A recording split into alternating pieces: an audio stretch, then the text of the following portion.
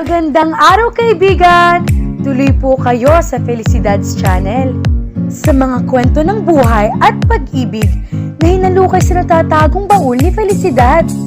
Pero bago po tayo magpatuloy, huwag niyo pong kalilimutan na i-like ang video, i-subscribe ang channel, at i-click ang notification bell para lagi kayong updated sa mga parating pa na upload.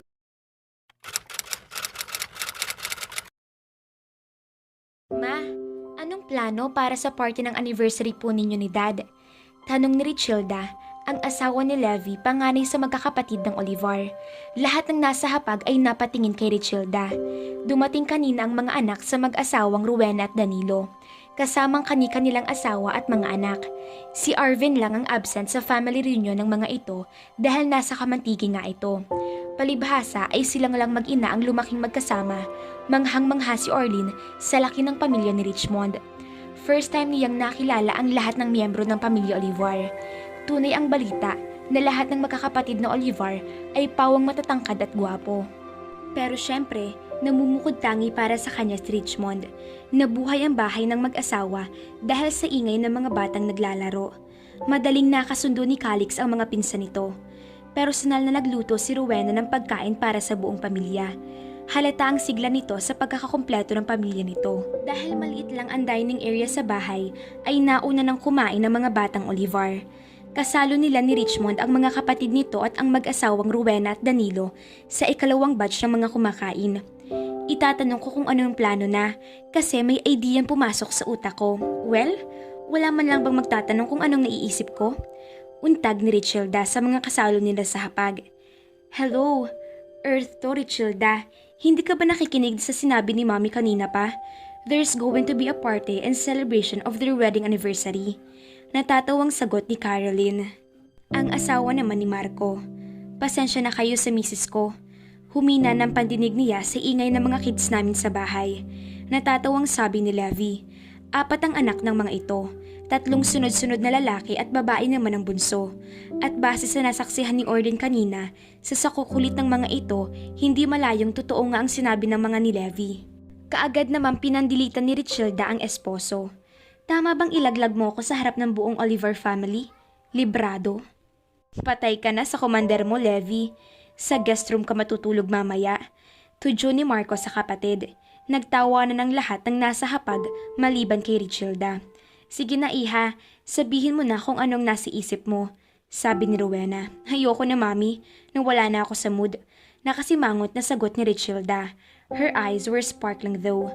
Magsitigil kasi kayo sa pang-aasar kay Richilda. Alam nyo namang may pagkasensitive ang isang yan. Saway ni Danilo sa mga anak. Sige na Richilda, don't mind these cowboys. Sabihin mo na sa amin ng mami mo kung anong naisip mo. Humarap si Richilda sa mag-asawa. Matagal na rin naman mula nung huli tayo mag-out of town. As a whole family, diba? I think this is the right time for us to take a vacation as one big happy family. Iba naman yung party na gagawin nyo dito sa bahay. Kasama natin ang mga kaibigan nyo. Unlike with the out-of-town vacation, talagang tayo lang pamilya ang magbabanding. That would be nice. Tumango ang karamihan sa mga naroon. And Orlin must admit, Richilda's idea was fun. Saan naman tayo pupunta? Tanong ni Elineth, ang asawa ni Luis. Kay Arvin, mabilis na sagot ni Richilda. Obviously na ang excitement nito. Para saan pa at naging general manager si Arvin sa Kamantigi Beach and Diving Resort kung hindi naman natin ma-enjoy ang mga privilege discounts na manggagaling sa kanya. Pero paano mga kids? Tanong agad ni Levi sa esposa, isasama natin. Hindi ba delikado yun? Tanong ni Caroline. Come on, sweetie. Hindi magiging 4-star hotel lang ang minamanage na hotel resort ni Arvin kung delikado ang Kamantike. Sabi ni Marco sa asawa. But can we really do it? Safe bang mga bangka roon? Nag-aalalang tanong ni Elineth. Of course, malalaking bangka na may katig naman ang service ng Kamantike sa Batangas. We can request for additional safety measures from Arvin, sabi ni Luis. O kung ayaw nyo sa Kamantike, pwede naman tayo sa Pansol private pool para hindi natatawid ng dagat. Suggestion pa ni Richilda.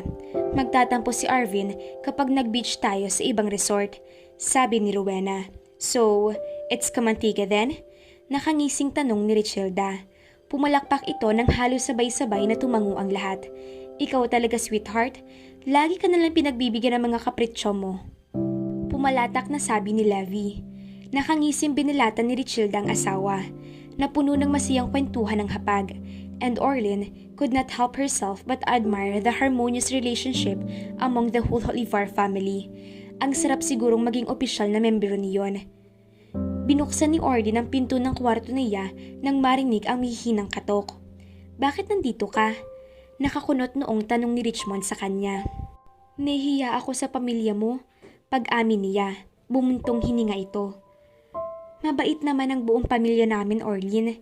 Naiingay lang talaga ang mga asawa ng mga kapatid ko. Pero kapag nakausap mo na sila, malalaman mo na mababait sila, lalo na sa ibang tao. Makiminggal ka kasi sa kanila. Hindi lang kasi ako sanay. Alam mo namang nag-iisa la akong anak. Buong buhay ko, sanay ako na kaming dalawa lang ng mama ko ang magkasama. Nakakahiya kasi, ako ang yaya ni Calex. Baka nakakalimutan mo. Hindi ako dapat nakikihalubilo sa ibang pamilya mo. Kahit party girl ako, nahihiya ako sa harap ng pamilya mo. Masasanay ka na sa kanila. Pamilya ko sila. And Lord willing, magiging pamilya mo rin sila in the future. Kaya ngayon pa lang, matuto ka nang makisama sa kanila. You'll be one of us. Parang nag-echo sa tainga niya ang huling sinabi nito. You'll be one of us. Ikinulong nito sa magkabilang kamay nito ang mga pisngi niya. Halika na sa baba. Makapagkwentuhan ka kina Richilda. Huwag kang mag-alala dahil hindi ka naman kakagatin ng mga yon. Sinundan nito ang pakiusap na iyon sa isang masuyong halik. Parang batang uhaw na tinugon niya ang pananalakay nito sa mga labi niya. Sasama ka na sa akin sa baba? Malambing na tanong nito. Paano ba niya tatanggihan ang lalaking ito? Bago pa siya makasagot dito, ay natanaw niya si Richilda sa puno ng hagdan. Ramdam niya ang pag-iinit ng magkabilang pisngi niya dahil sa hinalang nakita nitong paghahalikan nila ni Richmond. Nandito ka lang pala, Orlin. Hinahanap ka namin sa baba. Join ka sa tsikahan namin ni na Caroline at Elineth. Nagpapahinga na sina Mommy at Daddy sabi ni Richilda. Kanina ko pa nga kinukumbinsi ito na bumaba na. Mabutit pumanhik ka. Kailangan ko ng reinforcement, sabi ni Richmond. Humakbang palapit sa kanila ang babae. Baka naman kasi tinatakot mi si Orlin. Leave it to me, Richmond. Ako nang bahalang kumumbunsi sa kanya. Nahihiya raw siya sa inyo Hinampas niya ang dibdib ni Richmond sa pambubuking nito sa kanya. Huwag kang mahiya sa amin, Orlin. Ano ka ba? Hinawakan ni Richilda ang kamay niya at bahagyang hinila iyon. Marami kaming chika sa iyo tungkol dyan sa boss mo. Para kung sakali, makaiwas ka na agad sa kamandag niyan. On second thought, dito ka na lang pala sa taas, Orlin. Wala naman palang buting idudulot sa iyo ang pakikipagtsikahan sa ibaba. Makukurap lang ang utak mo. Ikaw nga itong dapat yatang kasuhan ng corruption of minor, Richmond. Hindi na minor si Orlin, no? Depensa ni Richmond. Tumingin sa kanya si Richilda na para bang itinatanong kung nagsasabi ng totoo ang binata. 19 na ako. Pagkumpirma niya, nagkipit balikat ito. Just the same, i-orient ka nila namin kung gaano ka-chickboy ang si Richmond para hindi ka na mapabilang sa mga babaeng nabihag sa kanya. Hinila na siya nito. Oy, Richilda, huwag mo ako siraan kay Orlin, no? Pahabol na sabi ni Richmond. You have nothing to worry about, Richmond. Orlin is in good hands. Richilda naman, tumatawa lang na hinila na siya ng babae pababa. Hindi na nito pinansin ang patuloy na pagtawag ni Richmond dito. Pwede bang magtanong? Kinakabahang tumango si Orlin kay Elineth. Nakaupo sila sa pabilog na monoblock table sa hardin. Hindi kalayuan sa kanila ay ang nagiinumang Olivar Brothers. Naglalaro naman ng PlayStation sa kwarto sina Calix at ang mga pinsan nito. Kayo ba ni Richmond?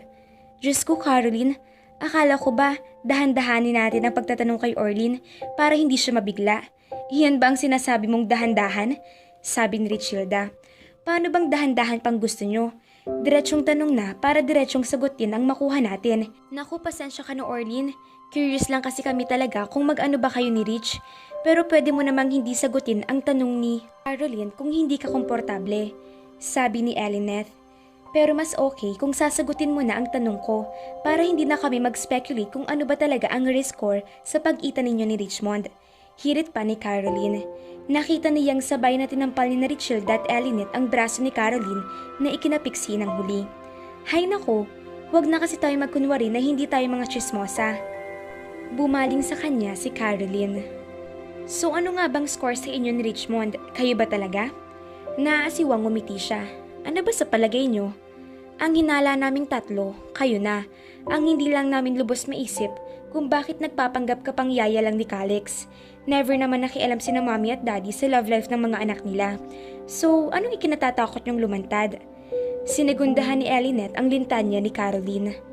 Ang akala namin, dahil underage ka pa ay inililihim niyo kina mommy. Sabi naman nitong si Richilda, 19 ka na raw. That means, hindi na maakusahan si Richmond ng corruption of minor. Kaya ayun, clueless kami sa reason niyo sa pagtatago na kayo na. Sandali lang siyang nagdalawang isip kung aamin na sa mga ito. Pero alam niya na wala na siyang lusot sa scrutiny ng mga ito. Pakiramdam tuloy niya, kanina pa nag-oobserbang mga ito sa kanila ni Richmond. Wala naman kayo sa showbiz si Richmond para magdrama pa na we're just friends. Pa-cute pang sabi ni Elinette, na ginaya ang tono ni Chris Aquino kapag nagsasalita. So ano ba talaga Orlin? Bakit? May one height pa ang drama niyo ni Richmond. Urirat ni Richilda. Bumuntong hininga siya, kasabay ng pag-amin na wala talaga siya sa lusot ng mga ito. Akong may gusto na isekreto muna namin ni Richmond ang relasyon namin. Bakit? Ikinahihiya mo ba si Richmond Olivar bilang boyfriend? Nakataas ang isang kilay na tanong ni Caroline. Hindi naman sa ganoon, sagot niya. Nahihiya lang kasi ako kina Tita Rowena at Tito Danny na malaman nilang kami na. Awkward kasi dahil nagtatrabaho ako bilang yaya ni Calix. Tapos kami pala ni Richmond. Buti na papayag mo si Richmond na paglihiman niyo sina mommy. Ang sabi ko sa kanya, isekreto muna namin hanggang sa magka-opening sa Teletech.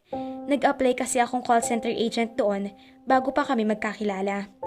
Sa palagay ko, mas magtatampo sina mommy at daddy kapag nalaman nila na pinaglihiman niyo sila.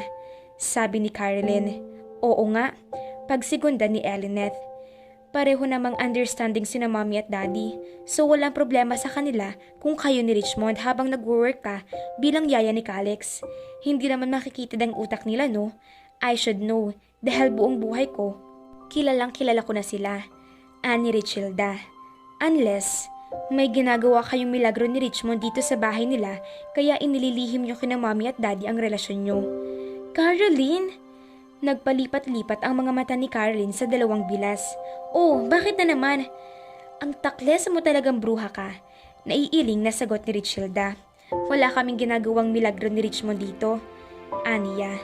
Sa pad niya, kami gumagawa ng milagro. Iyon naman pala wala naman palang reason para ilihim niyo ang relasyon niyo. Diyos ko, pareho na kayong of legal age. Walang magpoprotesta sa bahay na ito kung maging kayo man. Sa palagay niyo, dapat na naming sabihin kina Tita Rowena at Tito Danny? Sabay-sabay na tumango ang mga ito, pawang mga nakangiti. Ano sa palagay mo Richmond? Hiningi ni Orly ng opinyon ng kanyang nobyo na magkasarininan nilang ito sa kusina tungkol sa suhesyon ng manghihipag nito. Bilib na siya sa convincing power ni Richilda dahil habang nag-uusap sila ay nakumbinsi siya nito na ipagtapat na nila ni Rich sa mga magulang nito ang relasyon nila. Of course, I agree sa plano mong yan. Ikaw lang naman na may gustong ilihim natin kina mommy at daddy ang tungkol sa atin Wala naman ako nakikitang rason para ilihim natin sa kanila na tayo na. Hindi ba nakakahiya? Baka isipin nila nagkukunwari lang akong yaya ni Calix para libre tayo magkakita anytime. Natawa ito, sabay pisil sa pisngi niya. Hindi malisyosa ang parents ko. FYI, dito nakatira sa amin si Richilda bago sila nagpakasal ni Levi. Inampon siya ng parents namin noong maulila siya noong bata pa siya. Matagal siyang tumira dito. She ate, played, and practically grew up with us. Kaya walang kaso sa kanila kung dito ka nakatira at naging tayo. Ikaw lang naman itong kung ano-anong iniisip Nahiya pa rin kasi ako Ikinakahiya mo ako maging boyfriend? Nabura ang ngiti sa mga labi nito. Magkasalubong ang mga kilay nito habang nakatingin sa kanya. Hindi kita ikinakahiya, Richmond. Ngumiwi ito. Rich na lang please. Ungot nito. Hindi kita ikakahiya, Rich. Bakit naman ako mahihiya na ikaw ang boyfriend ko? Well, bukod sa gwapo ako, hindi naman lihim sa'yo na binatang ama ko. Pa-cute na sabi nito. Wala yun sa akin Alam mo namang napamahal na sa akin si Calix. Ang daddy ni Calix, napamahal na rin ba sa'yo? Nananansyang tanong nito. Nagpa-beautiful eyes pa ang hudyo. Yak ha?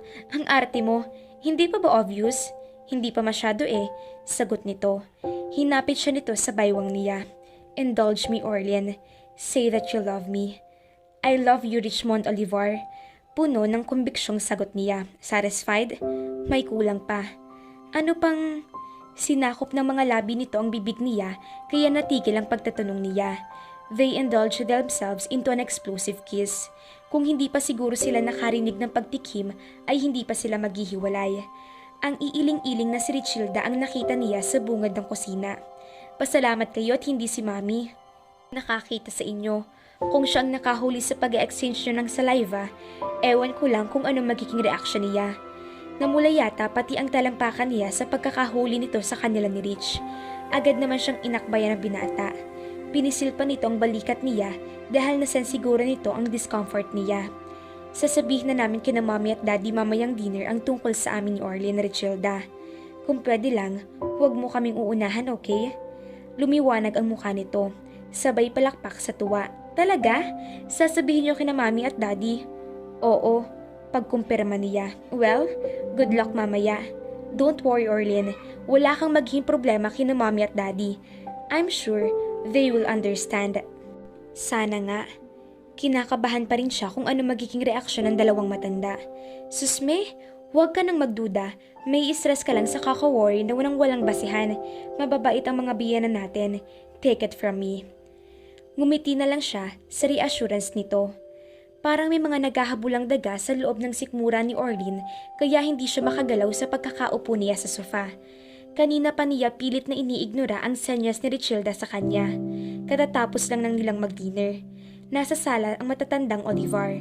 Nasa second floor ng bahay ang mga bata, wala pa rin kapaguran sa paglalaro. Kanina pa siya kumukuha ng tiyempo kung kailan sasabihin sa mag-asawang Rowena at Danilo ang tungkol sa kanila ni Richmond. Alam niyang naghihintay lang si Rich ng sign mula sa kanya para simulan ang pagkakakumpisal. Hay, iniisip ko yung si Vincent Puro pambababae na lang ang inaatupag at ayaw na mag-asawa ng loko-lokong yon. Sabi ng ilaw ng tahanan sa mga Olivar. Ang tinutukoy nito ay ang anak na binata na isang seaman. Iyon na lang ang hindi nakikilala ni Orlean sa mga Olivar dahil nasa barko raw iyon sa kasalukuyan. Tumikhim si Luis. Ikaw, Rich? Wala ka pa bang balak na mag-asawa? Hindi mo ba bibigyan ng mommy si Calix? Alam niyang iyon ang hudyat na hinihintay niya. Hindi na siguro nakatiis si Luis kaya ito na ang nagpasakalye para sa kanila. Alam na ng Olivar Brothers ang tungkol sa kanila. Courtesy ng katabilan ng mga asawa ng mga ito. Napatingin siya kay Rich. Nagtatanong ang mga mata nito sa kanya. Kabadong tumango siya. Rich cleared his throat. Mommy, Dad, may sasabihin ho sana ako sa inyo. Panimula nito. Ano yun, Rich? Tanong ni Rowena.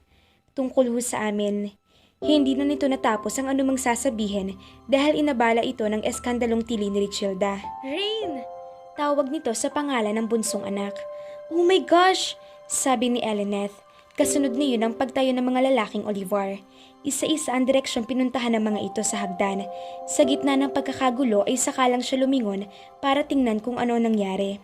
Shock na sinundan na lang niya ng tingin si Levi habang karga nito ang bunsong si Rain. Hindi rumihistro sa isip niya kung may malay ba ito o wala. Pakiramdam niya ay naparilisa ang buong katawan niya. Paki-start ang sasakyan. Narinig niyang sabi ni Levi. Mababakas ang panik sa boses nito. Parang may marathon na nagsipulasan ng mga barakong Olivar. Kasunod ang kani-kanilang mga asawa. Sa isang private room sa pinakamalapit na ospital uli nakatagpo ng mga Olivar. Na-x-ray na ang ulo ng batang si Rain at kahit na sinabi ng resident pediatrician na ospital na wala naman daw tinamong pinsala ang bata, ay ipinakonfine pa rin ito na mag-asawang Levi at Richilda para maobserbahan. Pwede man na raw iuwi ang bata, Levi, sabi ni Luis. Narinig na lang lahat ang sinabi ng doktor kanina na hindi na kailangang i-confine ang bata. Umiling ito. Gusto namin makasigurado na okay si Rain. Mabuti na iyon nandito siya sa ospital. Sa bahay pa ba namin hihintayin na sumuka at sumakit uli ang ulo ni Rain? Mga senyales daw iyon ng pagtaas ng pressure sa utak na sanhi ng pagkahulog ng bata. May mga documented cases daw kasi na kahit na negative ang resulta ng x-ray sa fracture ng bungo, nagkakaroon pa rin ng diferensya ang brain tissue sa loob at iyon ang ikinatatakot ng mag-asawa. Humakbang si Orlin palapit sa hospital bed kung saan nakahiga si Richilda sa tabi ng bunso nito. Nauunawaan nila na gusto ni Richilda na manatiling gising ang anak. Huwag daw munang patutulugin. Gusto mo bang samahan kita sa pagbabantay? Tanong niya. Umiling ito. Kami na lang ni Levi ang magbabantay sa kanya. Pakitingnan na lang ang 3 barako ko na naiwan sa bahay ni na mommy. Sige, ako nang bahala sa kanila. Thank you ha. Bumuntong hininga siya. Walang kaso yon. Nagigilty nga ako kasi feeling ko may kasalanan ako kung bakit nahulog si Rain sa hagdan. Kung hindi kayo na-excite na mag-asawa sa pag-a-announce namin ni Rich ng tungkol sa aming dalawa, sana'y nabantayan nating mabuti ang mga bata sa paglalaro nila sa taas. Umasim ang mukha nito. Wala kang kasalanan, Orlin. Ang gagang yaya ni Rain ang may kasalanan. Sukat ba namin makikipag-chismisan sa yaya ng mga anak ni na Caroline at Alineth habang binabantayan ng anak ko? Kampante silang lahat sa sala dahil may kanya-kanyang yaya ang mga bata na kasama sa itaas. Pero sobra nga sigurong nadala ng sakatsikahan ang yaya ni Rain kaya napabayaan nito ang alaga. Still, feeling guilty pa rin siya. Kung hindi siguro siya nagpakeme pa at hinayaan na si Richmond na sabihin sa parents ito ang tungkol sa kanila habang nagdi-dinner pa lang sila, hindi sana nakijaming pa sa kanila si Richilda. Bantayan mo nga pala yun at baka tumakas sa bahay ni na mami. Sasabunutan ko pa siya sa pagpapabaya niya sa anak ko. Untag sa kanya ni Richilda. Tumango na lang siya sa bilin nito. Paano nga palang announcement nyo ni Rich kina mommy at daddy? Sabihin nyo na rin pagbalik nyo galing dito. Nakakapaghintay pa naman yun Saka na lang namin sasabihin kapag na-discharge na si Rain. Lumapit sa kanila si Levi. Pauwiin na natin sila, sweetheart. Baka nahihirapan na si na mommy na mag-referee sa mga kids natin. Uuwi pa rin sina Levi at Marcos sa bahay nila. Sige na, Orlin, pakitingnan na lang ng kids ko ha. Ayoko nang ipagkatiwala ang mga anak ko sa yaya nila. Huwag ka na mag-alala, kami na ang bahala sa kanila. Hinaplos niya ang braso ng nakahigang si Rain. Pagaling ka, baby ha? Sorry, na-spoil namin ang announcement yun ni Orlin. Sabi ni Richilda kay Richmond. Wala yun, wala namang may gusto na madisgrasya si Rain. Hinalikan ng binata ang pamangkin. Mauna na kaming umuwi sa inyo. Paalam ng mag-asawang Elineth at Luis. Sinigundahan ng mga ito ni na Caroline at Marco. Sasabay na rin kami sa inyo. Naghihintay na ng balita si na mommy sa bahay, sabi ni Richmond. Magkakasabay na silang lumabas ng hospital room.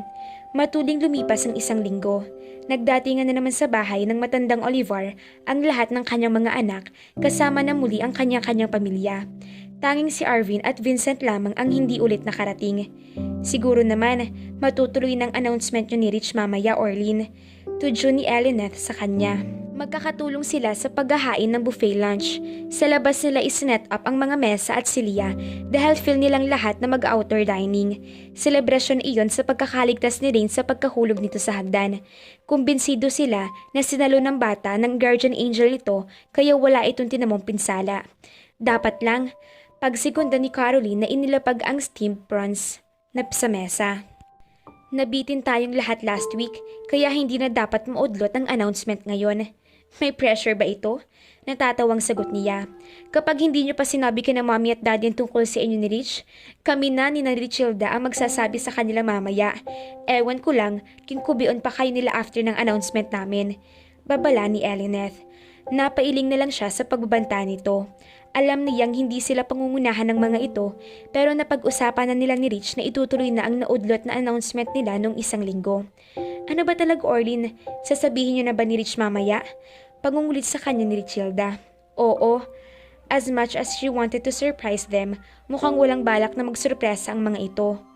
Nagulat siya nang sabay-sabay na tumili ang mga ito.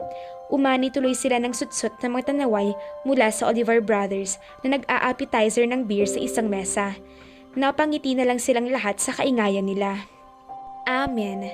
Sabay-sabay na sabi ng pamilya Olivar. Pagkatapos ng panalangin na inialay ni Rowena bago sila magsimulang kumain ng masaganang pananghalian, nagkagulo na ang lahat sa pagkain. Unlike last week, na 2 batch pa sila sa pagkain, pinagdugtong-dugtong nila mga mesa para magkakasabay sila. Nadala na ang bawat magkapareha na mawalay sa paningin nila ang mga anak. Masayang pinagmasa ni Orlin ang bawat isa ng miyembro ng pamilya Olivar. She felt she belonged to this family. Komportable siya sa isiping magiging isa siya sa mga ito and that she would spend Sundays with all of them. Ate Orlin, pwede po bang pa-help dito? Magalang na tanong nito nang itaas ang itinidor na nakatusok sa sugpo. Sure, ilagay mo sa pinggan mo yan, sabi niya. Dahil nga lumaki siyang sosyalera, itinuro ng kanyang ina sa kanya ang table etiquette kaya eksperto siya sa pagtatanggal ng balat ng hipon gamit ang kubyertos. Ano ba namang arte yan? Amused na tanong ni Richmond nang makita ang ginagawa niya. Ganito lang ang pagbabalat ng hipon, anak. Dumampot ito ng isang hipon mula sa sariling plato bago binalatan gamit ang dalawang kamay. Ang dali, diba? Oh, ikaw naman ang sumubok. Inabutan nito si Calix ng isang hipon na agad namang kinuha ng huli. Ginaya ng bata ang ginawa ng ama kanina. Ang galing ng anak ko? Manang-mana ka talaga sa akin. Masayang sabi ni Richmond. Nagkangitian silang dalawa nang magtama ang kanilang mga mata. Ngayon pa lang ay nakikita na niya ang pagkakaiba ng magiging pagpapalaki nila kay Calix in the future. Lalo siyang napangiti sa isiping iyon. Pagkatapos silang kumain ay tumayo si Rich. Parang may dumang anghel dahil biglang tahimik ang lahat. She could see the excitement in everyone's eyes. Nag-thumbs up sign pa siya at ganoon din si Richilda sa kanya. May importante sana akong sasabihin, sabi ni Richmond. Nung isang linggo pa yung importante mong sasabihin, Rich. Ano nga ba yan? Tanong ni Danilo. Yumuko siya para itago ang sobrang tensyon. Ano man ang maging reaksyon ng mag-asawang Rowena at Danilo, mabuti nang hindi niya makita agad. Pero lumipas ng ilang minuto ay hindi pa rin ito nagsasalita. Nag-angat uli siya ng mukha para tingnan kung bakit napipi ito. Nakatingin ito sa gate. Sinundan niya ang direksyong tiningnan nito. Nadoble ang kabang nararamdaman niya nang makitang isang babaeng kumakaway roon. Tulala namang nakatitig ang binata roon. She had a bad feeling about all of this. OMG! Sinong dumating na nagpakaba sa ating bidang babae? Matuloy pa kaya ang pag-amin ni Orlin at Richmond sa mga magulang ng lalaki na sila na? Tanggapin kaya ni Rowena at Danilo si Orlin bilang kasintahan ng anak, gayong yaya lamang ang dalaga ni Calix. Abangan!